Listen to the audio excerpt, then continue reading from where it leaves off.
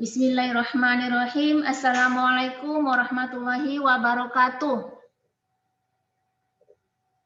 Waalaikumsalam warahmatullahi wabarakatuh. Apa kabar semua, Nak? Sehat? Alhamdulillah sehat, Mem. Baik ya, sebelum kita mulai pelajaran, mari kita mengucapkan kalimat basmalah. Bismillahirrahmanirrahim. Rabbi srohli sodri wa yassirli amri wahlul 'uqdatam min lisani yafqahu qawli.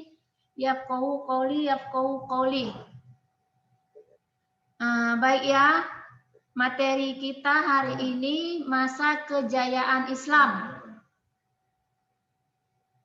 Sebelumnya, Ibu bacakan dulu indikator pembelajaran kita, yaitu mengamati gambar peristiwa atau fenomena alam yang terkait dengan perkembangan peradaban Islam pada masa kejayaan. Menyimak tayangan atau penjelasan tentang perkembangan peradaban Islam pada masa kejayaan, mencermati hikmah dan manfaat perkembangan peradaban Islam pada masa kejayaan, mengidentifikasi contoh-contoh kemajuan perkembangan peradaban Islam pada masa kejayaan.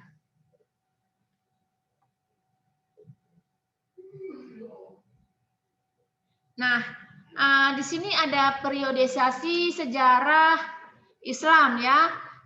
Jadi menurut Harun Nasution dalam buku Islam ditinjau dari berbagai aspek, beliau membagi sejarah Islam ke dalam 3 periode besar, yaitu satu periode klasik, dimulai dari tahun 650 sampai dengan 1250. Periode klasik merupakan periode kejayaan Islam yang dibagi ke dalam 2 fase, yaitu satu fase ekspansi integrasi dari tahun 650 sampai 1000 Masehi ya. Kemudian fase disintegrasi tahun 1000 sampai tahun 1250 Masehi. Yang kedua periode pertengahan dari tahun 1250 sampai 1800. Periode pertengahan merupakan periode kemunduran Islam yang dibagi ke dalam 2 fase, yaitu fase kemunduran tahun 1250 sampai 1500 Masehi dan fase munculnya ketiga kerajaan besar dari tahun 1500 sampai 1800 yang dimulai dengan zaman kemajuan 1500 sampai 1700 Masehi dan zaman kemunduran tahun 1700 sampai 1800 Masehi. Yang ketiga periode modern tahun 1800 dan seterusnya ya. Periode modern ini merupakan periode kebangkitan Islam yang ditandai dengan munculnya para pembaharu Islam. Nah, jadi dalam hal tersebut ada 3 dibagi periodisasinya. Kemudian masa kejayaan Islam itu terjadi pada sekitar tahun 650 sampai 1250 Masehi. Nah, inilah masa kejayaan Islam ya. Periode ini disebut periode klasik. Pada kurun waktu itu terdapat 2 kerajaan besar, yaitu kerajaan Umayyah dan kerajaan Abbasiyah ya, Daulah Umayyah dan Daulah Abbasiyah. Ada pada masa Bani Umayyah, perkembangan Islam ditandai dengan meluasnya wilayah kekuasaan Islam. Makin banyak kekuasaan Islam ya, banyak yang ditaklukkan ya, termasuk Andalusia ya, berkembangnya banyaknya kekuasaan Islam dan berdirinya bangunan-bangunan seperti pusat dakwah Islam. Kemudian kemajuan Islam pada masa ini meliputi bidang politik, keagamaan, ekonomi, ilmu bangunan atau arsitektur, ilmu sosial dan bidang militer. Ya, jadi belum ke bidang pengetahuan ya, belum ke bidang ilmu pengetahuan. Nah, kapan periodisasi bidang ilmu pengetahuan? Nah, pada masa Bani Abbasiyah ditandai dengan pesatnya perkembangan ilmu pengetahuan. Nah, di situ banyaklah lahir ilmuwan-ilmuwan yang sampai sekarang kita kenal ya, banyak yang kita kenal, termasuk juga di kelas 11 ya, kalian tahu Ibnu Rusdi, kemudian Ibnu Sina, itu ya, algoritma, Al-Khwarizmi. Nah, itu nama-nama kelas kalian. Nah, itulah jadi pada masa Bani Abbasiyah ini ditandai dengan pesatnya perkembangan ilmu pengetahuan. Kemajuan Islam pada masa ini meliputi bidang ilmu ekonomi, ilmu bangunan, ilmu sosial, ilmu militer, dan ilmu-ilmu yang sebagai yang lainnya ya, ilmu kedokteran juga, ilmu fisika, kimia, matematika. Nah, itu terjadi pada masa Bani Abbasiyah. Ada tentunya ya dalam perkembangan Islam, masa kejayaan Islam pada masa itu pasti ada sebabnya ya, ada penyebabnya, ada faktor-faktor yang menyebabkan kenapa perkembangan Islam pada masa itu sangat pesat ya, sampai dinobatkan menjadi masa kejayaan Islam pada saat itu ya. Ada beberapa faktor yang menyebabkan terjadinya pesatnya perkembangan Islam pada masa itu, yaitu yang pertama faktor internal. Faktor internal antara lain konsistensi dan istiqomah umat Islam kepada ajaran Islam, ya itu faktor utama juga ya, faktor internal, yaitu yang kedua ajaran Islam yang mendorong umatnya untuk maju, yang ketiga Islam sebagai rahmat seluruh alam, kemudian yang keempat Islam sebagai agama dakwah sekaligus keseimbangan dalam menggapai kehidupan duniawi dan ukhrawi. Kemudian selain itu ada faktor eksternal ya. Faktor eksternal itu meliputi terjadinya asimilasi antara bangsa Arab dan bangsa-bangsa lain yang lebih dahulu mengalami perkembangan dalam ilmu pengetahuan. Pengaruh Persia pada saat itu sangat penting di bidang pemerintahan.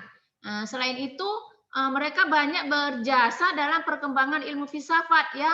Kerajaan Persia tersebut ya banyak berjasa dalam ilmu filsafat dan sastra. Jadi termasuk juga pengaruh Yunani ya. Pengaruh Yunani masuk melalui berbagai macam terjemah dalam banyak bidang ilmu, terutama ilmu filsafat ya. Jadi Persia dan Yunani. Kemudian apalagi yang menjadi faktor eksternal yaitu gerakan terjemah pada masa periode klasik. Nah, jadi ada gerakan terjemah ya, usaha menerjemahkan kitab-kitab asing dilakukan dengan giat sekali. Jadi dari kitab-kitab Yunani, Persia itu diterjemahkan sangat pesat ya, sangat giat untuk menerjemahkannya untuk mendapatkan ilmu, untuk menciptakan ilmu-ilmu yang baru. Nah, pengaruh gerakan terjemahan terlihat dalam perkembangan ilmu pengetahuan umum, terutama di bidang astronomi, di bidang astronomi, kedokteran, bidang filsafat, bidang kimia, dan bidang sejarah juga ya, tidak ketinggalan bidang sejarah, karena sejarah itu memang penting. Selain faktor tersebut di atas, ini faktor eksternal dan faktor internal, kejayaan Islam disebabkan juga oleh adanya gerakan ilmiah atau etos keilmuan dari para ulama. Jadi dari ulama ya, terutama dari ulama untuk menggali ilmu pengetahuan tersebut ya, yang ada pada ulama yang ada pada periode klasik tersebut. Apa yang dilakukan mereka yaitu yang dilakukan mereka yaitu melaksanakan ajaran Al-Qur'an secara maksimal. Nah, ujung-ujungnya melaksanakan ajaran Al-Qur'an ya, itu. faktor utama tetap Al-Quran, karena di dalam Al-Quran itu memang ilmunya sangat sangat lengkap ya. Jadi menjadi faktornya itu melaksanakan ajaran Al-Quran secara maksimal, bukan separuh-separuh, bukan setengah-setengah ya. Nah, di masa yang mana banyak ayat Al-Quran yang menyuruh agar kita menggunakan akal untuk berpikir. Nah, jadi sangat banyak afala tatafakkarun, itu sangat banyak di dalam Al-Quran ya. Kemudian para ulama juga melaksanakan isi hadis. Ya, nah isi hadis ya, lagi-lagi Al-Quran dan hadis ya, di mana banyak hadis yang menyuruh untuk terus-menerus menuntut ilmu ya. Kan kemarin sudah kita pelajari di kelas 10 bahwa kewajiban menuntut ilmu ya, yang ingin selamat dunia hendaklah dia punya ilmu, ingin selamat akhirat juga punya ilmunya, ingin selamat kedua-duanya juga harus dengan ilmunya. Nah, itu dia ulama secara maksimal juga melaksanakan isi hadis. Kemudian mengembangkan ilmu agama dengan berijtihad. Nah, dengan ijtihad itu jadi dengan ijtihad ini juga sama saja kan, sumber hukum Islam itu ya yang pertama Al-Qur'an, yang kedua hadis, yang ketiga adalah ijtihad. Nah, ini juga inilah yang dipakai oleh para ulama pada masa klasik untuk kemajuan Islam ya, untuk kejayaan Islam. Nah, dengan ilmu pengetahuan umum, dengan mereka itu berijtihad dengan ilmu pengetahuan umum, dengan kolaborasi yang mempelajari filsafat Yunani, maka pada saat itu banyaklah bermunculan ulama-ulama fikih, ulama kalam, atau ulama tauhid ya, kemudian ulama tafsir, hadis, ulama bidang sains juga, ilmu kedokteran, matematika, ilmu keobat-obatan ya, optik ya, kemudian ilmu kimia, fisika, geografi, astronomi, dan lain sebagainya ya. Jadi sudah ulama Islam dulu yang mempelajari itu semua ya. Dari sini kita bisa lihat faktor penyebab kemajuan umat Islam itu ya memang konsistensinya atau istiqomahnya dalam melaksanakan ajaran Islam, dan keistiqomahan para ulama itu yang menjadikan sumber dari ilmu pengetahuan itu adalah dari Al-Quran, hadis, dan ijtihad. Nah, itu jelas ya. Itulah sebabnya penyebab atau faktor yang menjadi penyebab kemajuan Islam pada masa klasik ya, pada masa itu tepatnya pada masa Bani Umayyah dan Bani Abbasiyah. Itulah masa kejayaan Islam.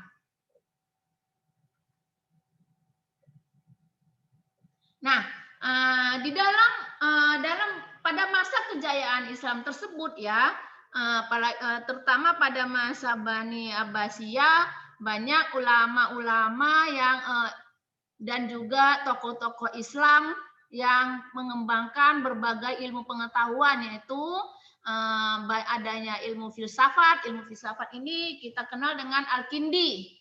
Ada Al-Kindi, ada Al-Farabi, ada Ibnu Majah, ada Ibnu Tufail, Ibnu Sina, Al-Ghazali, dan Ibnu Rusdi. Itu di bidang filsafat. Kemudian di bidang kedokteran ada Jabir bin Hayyan, Murain bin Ishaq, Tabib bin Qura, Ar-Razi atau Razes ya. Ar-Razi itu Razes, dikenal dengan Razes ya. Kemudian di bidang matematika ada Umar Al-Faruqan,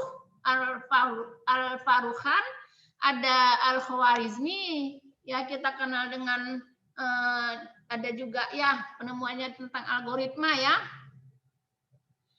Kemudian ada di bidang astronomi itu Al-Farizi, Al-Gotani, Abul Wafa, Al-Farghani, atau Alfragenius.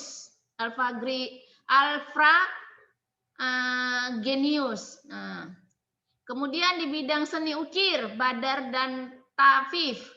Kemudian bidang ilmu tafsir, Ibnu Jarir, At-Tabari, Ibnu Atiyah, Atia Al-Andalusi, As-Suda, Muhammad bin Ishaq, dan lainnya. Kemudian ilmu hadis ada Imam Bukhari, Imam Muslim, Ibnu Majah, dan Abu Dawud.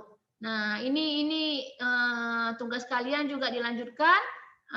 Kemarin Ibu minta kalian menuliskan biografi salah satu tokoh dalam masa kejayaan Islam.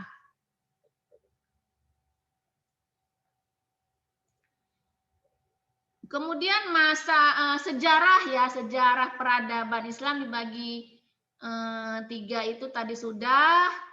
Kemudian tokoh-tokoh masa kejayaan Islam itu ya,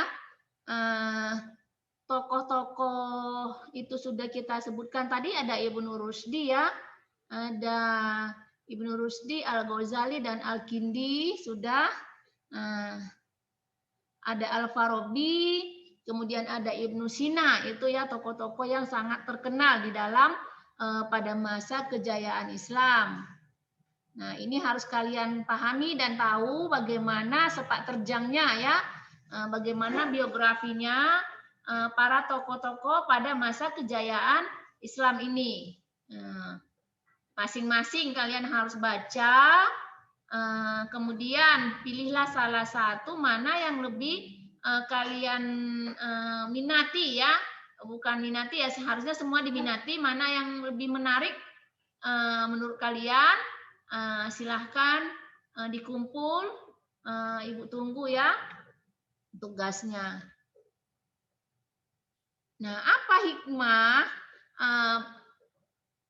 perilaku apa yang bisa kita ambil ya dari masa kejayaan Islam ini, yaitu menerapkan perilaku mulia yang perlu dilestarikan, yang perlu menjadi panutan bagi kita sekarang, yaitu yang pertama itu bisa kita ambil hikmahnya atau apanya ya, hikmahnya lah ya, kita semakin rajin ya, semakin antusias, semakin bersemangat untuk menuntut ilmu seluas mungkin agar pengetahuan kita bertambah dan agar mengetahui informasi-informasi yang berkembang, baik yang sudah lampau maupun yang akan datang. Nah, hal ini bisa diperoleh dengan terus-menerus menuntut ilmu dan banyak membaca ya. Yang kenapa kita harus mengetahui periode yang masa lampau, itu bisa menjadi tolak ukur pembelajaran bagi kita ya. Jangan lupakan sejarah. Nah, kemudian apalagi ya untuk mempelajari bahasa-bahasa asing ya, kita lebih bergiat mempelajari bahasa-bahasa asing yang bisa kita ambil ilmunya ya, karena kita butuh terjemahan-terjemahan buku-buku berbahasa asing, karena memang para ulama untuk memperdalam ilmu mereka, untuk menciptakan ide-ide mereka juga harus punya referensi dari buku-buku, kitab-kitab asing ya, dari Yunani, dari Persia ya kan. Nah, jadi perlu menguasai bahasa asing. Kemudian apalagi yang harus kita terapkan itu melakukan penelitian tentang berbagai macam permasalahan yang ada di lingkungan kita ya. Nah, kita sudah menggiatkan tentang penelitian ya di sekolah kita. Karena dengan meneliti ini permasalahan dapat diketahui penyebab dan penyelesaiannya. Jadi harus ada penelitian. Kita rajin untuk meneliti dan meneliti terus. Kemudian apalagi yang harus kita terapkan, yaitu memberikan pengetahuan yang dimiliki kepada orang lain yang belum mengetahui. Artinya berbagi ilmu itu bukan mengurangi ilmu, akan tetapi memperbanyak, menambah ilmu ya. Jangan pelit berbagi ilmu kepada orang yang belum tahu ya. Apa yang kita tahu kita bagi, balighuni walau ayah, sampaikanlah walau hanya sepotong ayat ya, walaupun ilmu kita masih sedikit, berbagilah supaya bisa bertambah. Kemudian apalagi perilaku yang bisa kita ambil dari tokoh-tokoh pada masa kejayaan Islam itu ya kreatif dan tekun dalam menggali ilmu pengetahuan. Jadi harus kreatif ya, harus kreatif aja tidak cukup kalau tidak tekun. Jadi kreatif dan tekun. Tekun dalam menggali ilmu pengetahuan agar mengetahui apa yang tersembunyi dan menghasilkan apa yang kita inginkan. Nah, itu ya. Inilah fase-fase kejayaan Islam ya. Masa kemajuan, masa kejayaan Islam pada saat itu ya, pada saat masa Bani Umayyah dan Bani Abbasiyah. Ini jadi pembelajaran bagi kita untuk bisa memajukan Islam kembali di periode modern ini ya. Bukan tidak mungkin, masih mungkin, pasti tidak ada yang tidak mungkin ya. Jika kalian mau benar-benar menuntut ilmu demi kemajuan Islam. Nah, sampai di sini ya. Yang bisa untuk pelajaran hari ini. Ini juga menjadi pertemuan kita yang terakhir dalam masa pembelajaran di tahun ajaran di semester ganjil di tahun ajaran 2020-2021. Insya Allah jika ada minggu depan lagi kita live teaching, kita itu hanya review ya, review pembelajaran yang lalu.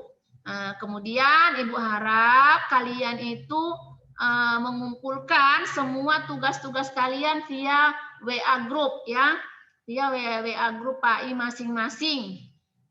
Masih ada kesempatan Ibu tunggu sampai di tanggal 20 ya, sampai tanggal 20 November ini kalian lengkapilah tugas-tugas kalian, akan Ibu rekap. Nah, persiapkan diri kalian untuk mengikuti ujian akhir semester ganjil ya. Sampai di sini pertemuan kita di semester ganjil. Mari sama-sama kita akhiri dengan mengucapkan kalimat hamdalah. Alhamdulillahirabbil alamin. Abi Amin sudah menunggu. Wabillahi taufik wal hidayah. Assalamualaikum warahmatullahi wabarakatuh. Waalaikumsalam warahmatullahi wabarakatuh. Sini ada borosnya di sini.